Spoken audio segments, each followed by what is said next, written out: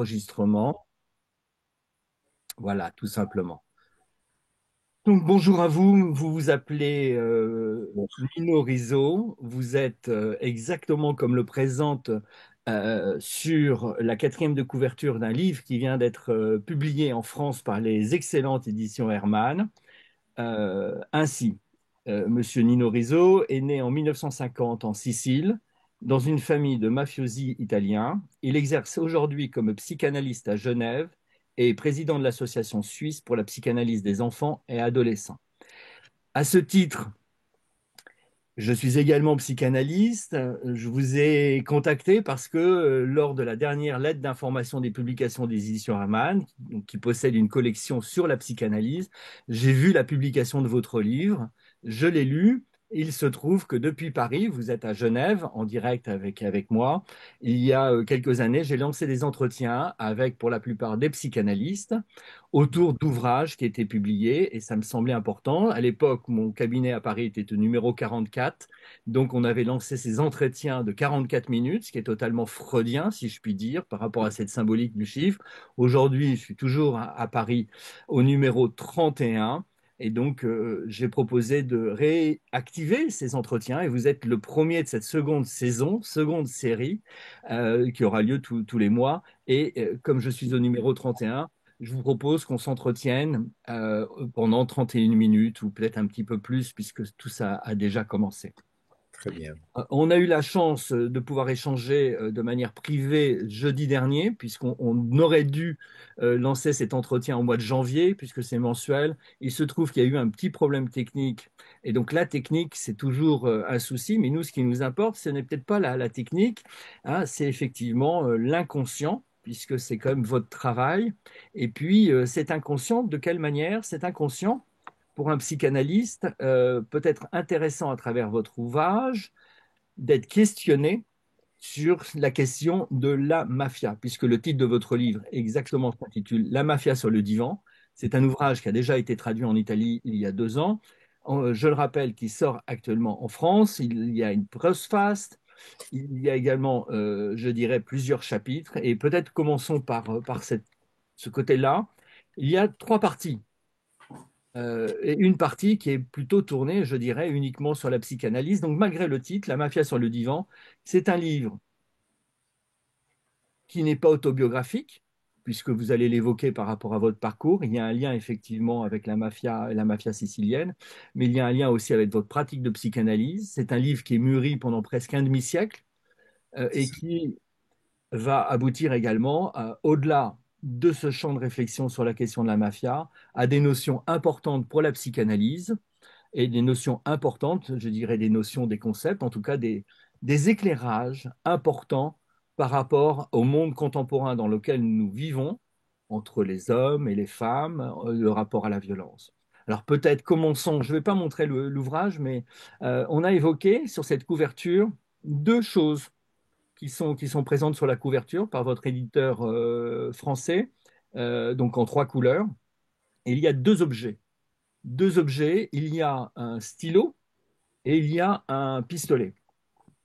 Alors, il y a plein de possibilités de commencer en lisant un petit passage, mais comme je vous l'ai dit, il y a un propos et une volonté éclairante qui certainement vous guide depuis votre naissance et qui nous amène à conclure votre livre.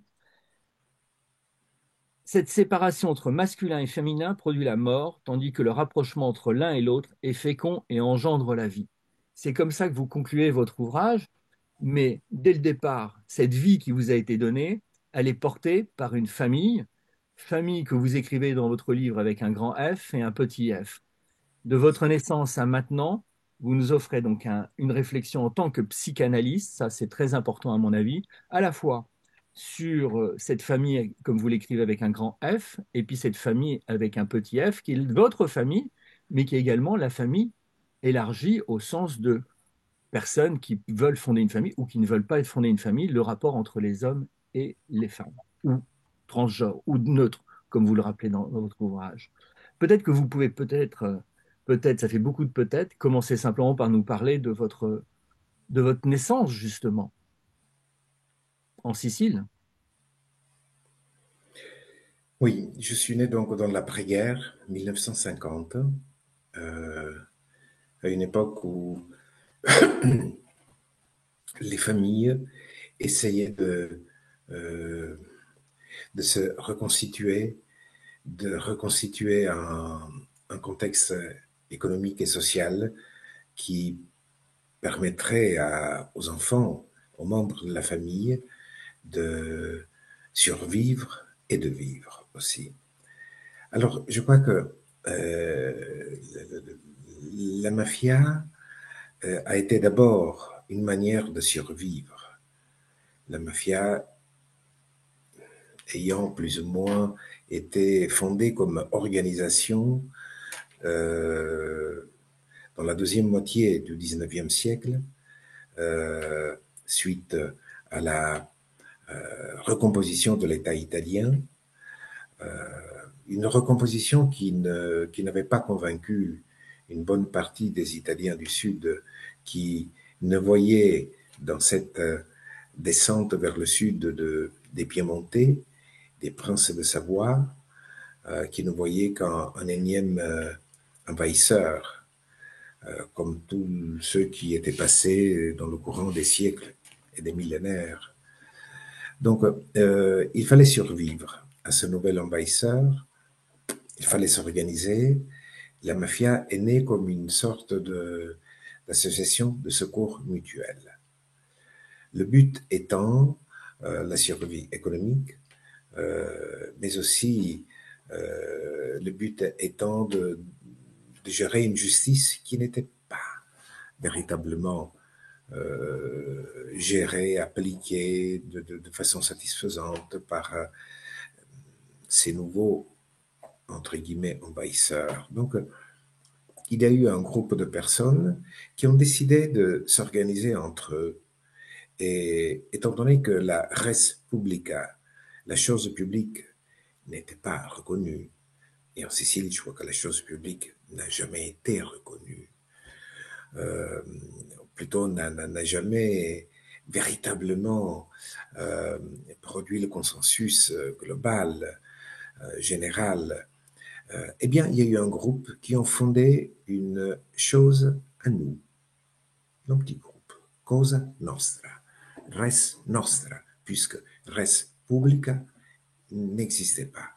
Donc, ces gens ont commencé à se constituer un groupe privé de auto-soutien sur tous les plans, mais d'abord matériel, économique, et donc la possibilité de trouver un travail, la possibilité de se faire une justice, puisque l'État n'assurait pas ça. Voilà, moi je suis né un siècle après le début de la mafia. Et après la guerre, ces personnes, ces hommes appartenant à la mafia ont, ont connu une recrudescence dans cette organisation de leur groupe, de leur chose à nous, cosa nostra. Et, et ceci s'est matérialisé par la possibilité de trouver un travail. Mon père avait un travail et tous ses amis comme lui avaient grosso modo le même type de travail, c'est-à-dire il gérait les fiefs, les grandes propriétés terriennes des aristocrates siciliens qui, petit à petit, depuis la deuxième moitié du XIXe siècle, laissaient les campagnes pour se retirer en ville. À ce sujet, entre parenthèses, le guépard, dans le film de Luchino Visconti, a très bien euh, montré en image ce que Tomasi de Lampedusa avait montré par ses mots. Ce film traduit très bien et exprime très bien ce passage, ce double passage. D'un côté, l'aristocratie qui se retire des campagnes vers la ville, et de l'autre côté, euh, l'entrée de ces hommes de mafia dans le jeu économique en prenant à leur compte la gestion des terres, des fiefs que les aristocrates laissaient. Et effectivement, mon père a travaillé a toujours eu comme employé des barons, des ducs. Sa dernière employée était la princesse Giovanna. Voilà, je vous dis uniquement le prénom. Euh, et, et donc, de par son appartenance à la mafia, mon père a pu avoir ce travail-là. Et vous comprendrez très bien que lorsque un fief, une propriété terrienne était tenue par un homme de mafia, il n'y avait aucun vol, aucune infraction de la part d'éléments externes, parce qu'on savait que ce fief, telle propriété, était intouchable. Donc, ça répondait aux besoins de ces aristocrates de continuer d'avoir une rente de leur terre, et en même temps, ça permettait à ces gens de mafia d'avoir un travail stable, sûr. C'est ce qui a permis à mon père de me faire faire des études supérieures de bonne qualité, c'est-à-dire, euh, moi j'ai pu faire des études et avoir la matu dans une école assez importante, voire prestigieuse, avec des Salésiens. Chose qui n'aurait pas été possible si mon père n'avait pas fait partie de la mafia, c'est-à-dire si mon père n'avait pas eu une entrée sûre, stable. Voilà, moi je suis né dans ce contexte-là. J'ai fait mes études grâce à l'appartenance mafieuse de mon père. Mais en même temps, rapidement, à partir de mes 10 ans, j'ai senti que à côté ou derrière le métier officiel de mon père, de administrateur d'un très grand fief, à côté ou derrière ce métier, il y avait d'autres activités. Et moi, garçon de 10 ans, ben je voyais défiler des messieurs qui venaient de différentes parties de Sicile, faisant des réunions dont les femmes étaient exclues, ma mère, mes sœurs, mais moi, garçon de 10, 12, 14, 16, 18 ans, je n'étais pas exclu parce que j'étais un petit homme. Et donc, j'ai commencé à sentir, à comprendre qu'il y avait une deuxième réalité. Vous dites une deuxième réalité. C'est un petit peu comme ça qu'on pourrait, je dirais, présenter votre livre. Donc, cette première partie, il y aurait une réalité de la psychanalyse avec ses concepts, ses outils, ses enjeux. Une deuxième partie, c'est ce que vous venez d'évoquer. Donc, c'est de quelle manière, depuis que vous êtes devenu psychanalyste, vous pouvez en dire autre chose de votre vie avec cette histoire. C'est la deuxième partie. Et la troisième partie, c'est de quelle manière, effectivement, ces éléments nous ouvrent à une réflexion beaucoup plus large sur la question de la transmission dans Oui, le monde à la fois que vous avez évoqué, un monde passé et à la fois un monde présent pour un avenir qui serait autre. Un avenir qui serait autre. Alors, pour cet avenir qui pourrait être autre, par exemple, vous évoquez le fait, hein, je vous cite, l'acquisition solide des premiers rudiments du moi constitue une sorte de passeport qui permettra à chaque enfant de quitter à jamais l'enfer de la folie psychotique pour accéder à l'univers névrotique de l'humanité. C'est une phrase totalement freudienne euh, et qui nous amène à découvrir dans votre livre différents éléments qui ne sont nullement une technique, mais qui permettent d'en comprendre quelque chose de ce rapport d'une certaine violence qui existe dans cette famille avec un grand F, c'est-à-dire cette famille que vous nommez comme Cosa Nostra, indépendamment de votre histoire. Par exemple, un autre passage, pour éviter tout malentendu, hein, je vous cite, je voudrais réaffirmer ce qui a déjà été dit ci-dessus. La mafia sicilienne n'a pas inventé la perversion comme système de vie sociale organiquement structuré. D'autres hommes, d'autres groupes l'ont précédé dans l'histoire. Mais Cosa Nostra a perfectionné son style dans un contexte historique, social, économique, politique, institutionnel et culturel donné. C'est ce que vous nous avez rappelé à l'instant à travers ce film, qui n'est pas du tout un film sur la mafia, Le Guépard, mais sur ce rapport de l'Italie. Et votre livre, effectivement, dépasse, je dirais, les frontières italiennes contemporaines. Je poursuis. Ce que je puis affirmer, c'est-à-dire vous-même, Monsieur Nizot, c'est que partout où le pouvoir existe, la perversion se faufile perfidement, qu'il s'agisse du simple pouvoir relationnel entre hommes et femmes, entre parents et enfants, entre adultes et enfants, ou du pouvoir économique, militaire, religieux, politique, etc.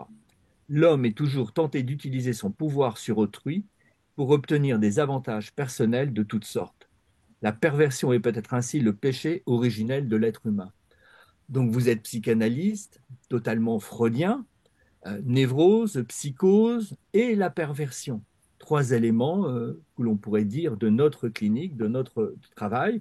Et ce que je trouve intéressant dans votre ouvrage également, c'est que vous ne faites pas du tout l'impasse sur ces éléments qui sont vos éléments de travail au quotidien, et ça permet aussi de les éclairer pour un lecteur néophyte ou pour quelqu'un qui en comprend déjà quelque chose de la psychanalyse. Ça, c'est important, c'est-à-dire c'est un ouvrage qui ne s'adresse pas uniquement à des personnes qui voudraient en savoir un peu plus sur la psychanalyse ou sur la mafia, mais un ouvrage qui est un ouvrage d'une mise au travail de votre lecteur sur son rapport avec la violence. Alors, il y a différents éléments effectivement qui sont très présents, mais il y en a un, j'aimerais que vous nous précisiez, parce qu'il fait sens à la fois pour la psychanalyse et il fait sens aussi dans cette famille avec un grand F, la mafia, ou d'autres univers, euh, on va dire, qui résonnent avec les enjeux à l'intérieur de cette structure. Vous posez la communauté d'annulation. Oui. Alors, il y a des endroits où effectivement certains termes sont très précis, même également vous évoquez le travail qui vous a précédé sur l'analyse d'un point de vue analytique de Cosa Nostra. Est-ce que vous pouvez nous dire un petit peu quelle est cette communauté d'annulation, ce que vous entendez? Et je Mhm. sais également de la provenance, puisqu'on en a reparlé, mais j'aimerais bien que vous puissiez la réévoquer là maintenant, cette communauté d'annulation. Tout à fait. Euh, la communauté d'annulation est une condition nécessaire pour la survie du pervers et donc pour la dynamique de la perversion. Le pervers n'utilise pas, euh, par rapport à la réalité, cette forme de négation qui est la négation névrotique. La négation névrotique qui, de toute manière, à un certain moment se faufile et réapparaît.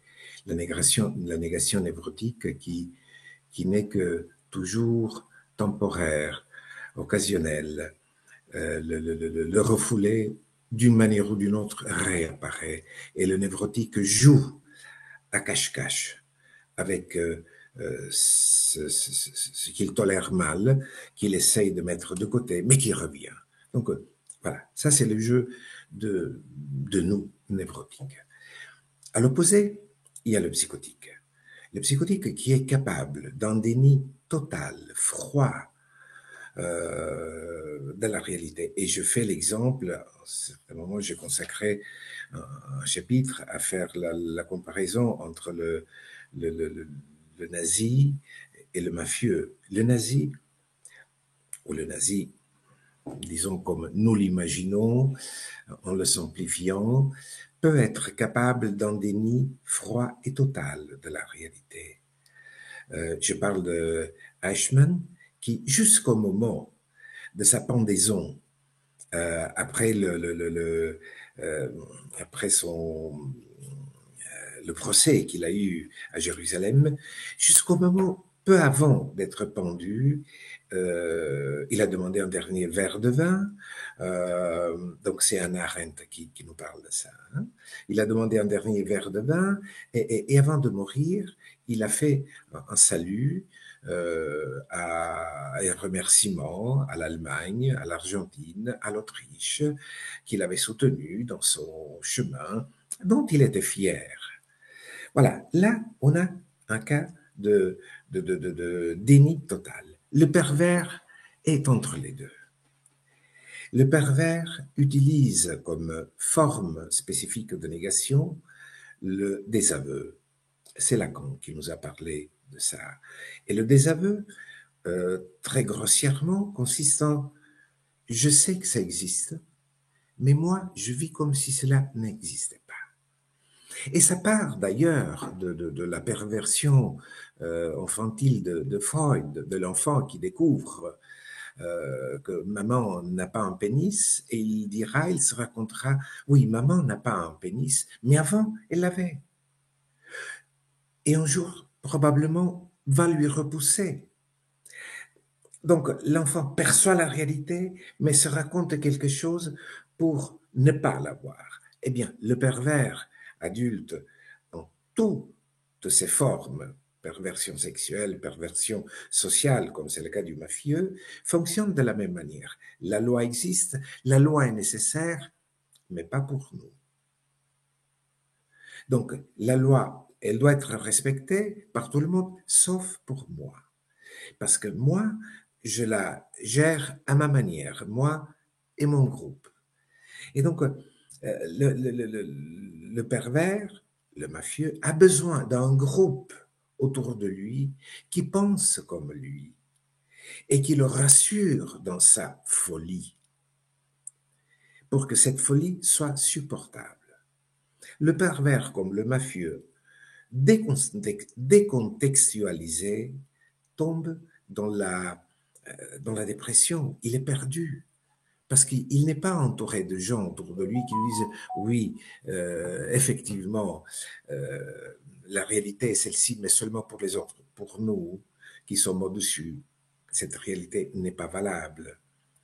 Donc, le pervers a besoin de cet espace autour de lui de protection, euh, de gens comme lui qui disent oui, euh, les meilleurs, c'est nous. Et moi, j'ai grandi dans un monde familial. Donc, je parle de la famille biologique, sociale, où d'un côté, on était très respectueux des lois, du vivre commun, de la res publica, de la cosa publica, mais en même temps, lorsqu'il y avait certaines situations un peu délicates, la cosa publica passait de côté et intervenait la cosa nostra. Le, le, le, oui, notre vision à nous de la réalité. Et donc, s'il y avait quelqu'un, par exemple, qui avait osé manquer de respect à mon père, à mon fils, à mon frère, à mon cousin, à ma femme, à ma fille, on le tuait.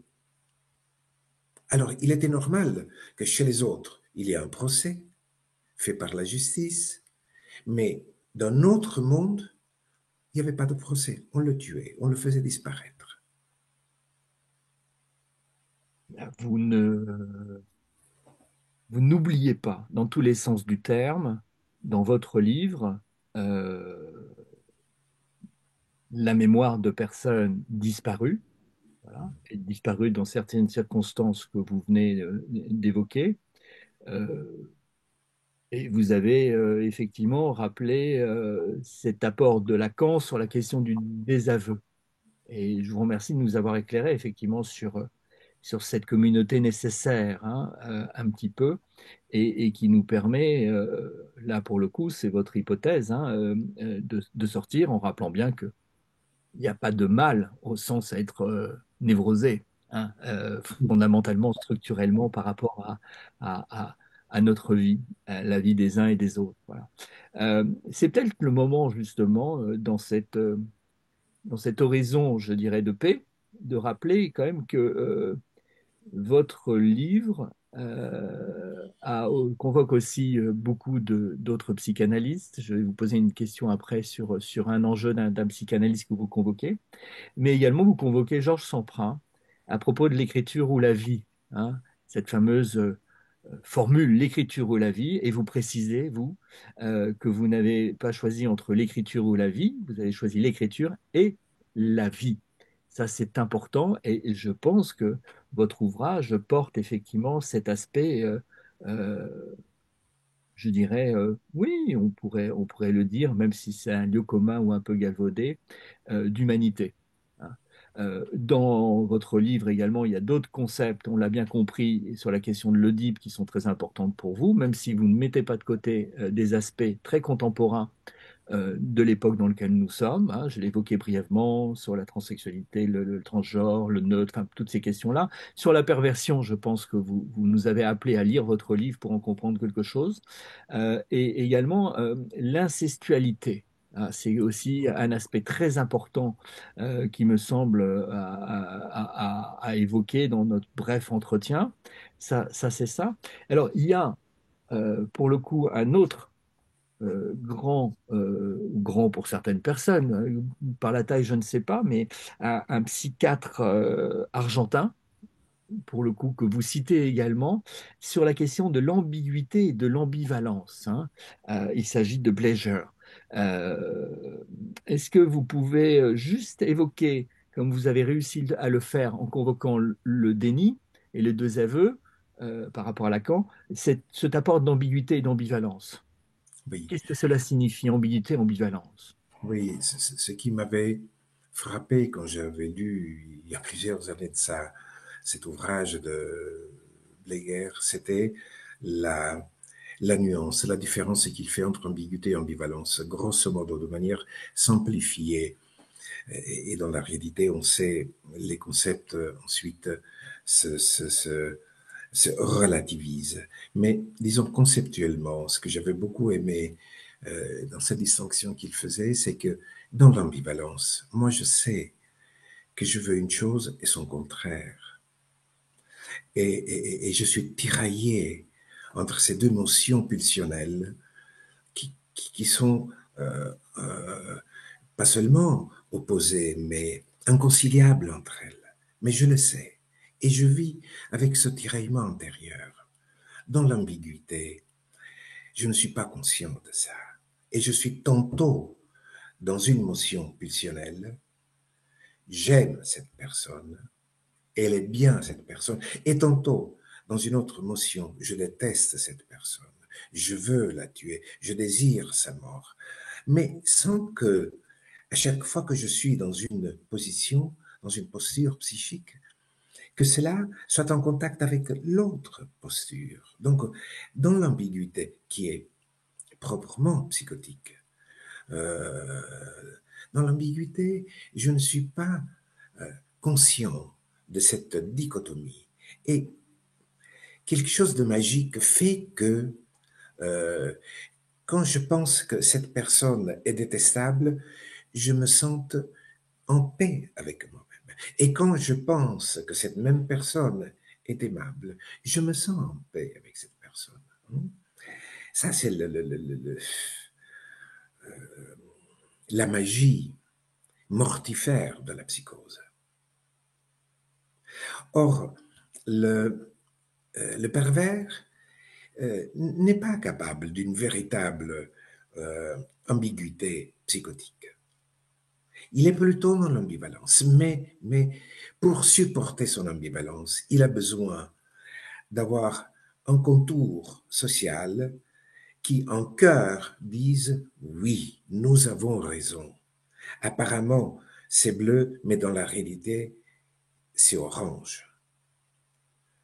Et c'est ce consensus, cette communauté d'annulation qui permet aux pervers, aux mafieux, de lire la réalité avec ses propres lunettes, tout en sachant que cette réalité, vue avec les lunettes des autres, a une autre coloration.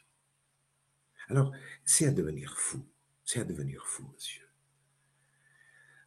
Parce que soit on entre là-dedans, et, et comme enfant de mafieux, je peux vous dire, soit la, la, la, la quasi-totalité de mes amis fils de mafieux sont entrés dans la mafia parce que supporter cette ambivalence est intenable au bout d'un certain temps. Donc, à un moment donné, on entre dans une vision bien précise. Et il y a ce qu'on appelle en psychanalyse l'identification à l'agresseur. Mon père utilisait. Bien sûr. Hmm. Alors, moi, je vais là-dedans et je suis dans la certitude, tranquille. Ou bien on Ok, sort. bien sûr. Vous évoquez effectivement cet aspect d'identification à l'agresseur. Et juste par rapport à ce que vous venez d'évoquer, effectivement, j'aimerais donner le titre de la troisième partie. Oui, Et vous excuserez mon accent italien qui est inexistant. Beccaria, Foucault, Falcone, Di Bella et le 41 bis. Alors, oui, présenté comme ça semble, et on entend bien, ça résonne bien pour quelqu'un. Alors, Falcone, Foucault, ce sont des éléments très importants que vous réorganisez dans votre réflexion et dans votre volonté, effectivement, d'apporter votre pierre, non pas simplement à votre histoire, mais également dans votre histoire de la psychanalyse. C'est votre rapport à vous en tant que praticien au quotidien en Suisse, au-delà, effectivement, de votre origine et au-delà de l'origine structurelle des êtres vivants. Il nous reste quelques minutes, à peine une minute. J'aimerais lire un passage également qui est par rapport à ce que vous venez d'évoquer, bien évidemment, à mon sens éclairant. Aujourd'hui, en tant que vieux psychanalyste et en tant que fils et petit-fils de mafieux, je continue de penser qu'un homme de mafia qui a décidé de rester dans les valeurs de son monde et de ne pas s'en dissocier ne pourra jamais être sauvé. Et là, c'est important ce que vous précisez justement par rapport à ce que vous nous proposez. Aucune forme de détention, aussi dure soit-elle, n'y fera que quoi que ce soit. Surtout si cette incarcération ne lui permet pas de communiquer avec le monde extérieur, ni d'accéder à la réalité. Les deux passages que je viens de lire, on pourrait les couper l'un avec l'autre, et cette deuxième phrase pourrait rester indépendamment, effectivement, de cette mafia sur le divan, comme le propose votre livre. Il nous reste quelques secondes. C'est un exercice un peu délicat comme une émission de radio, limitée à 31 minutes. Est-ce que vous auriez un dernier mot à nous dire, Monsieur Nizot?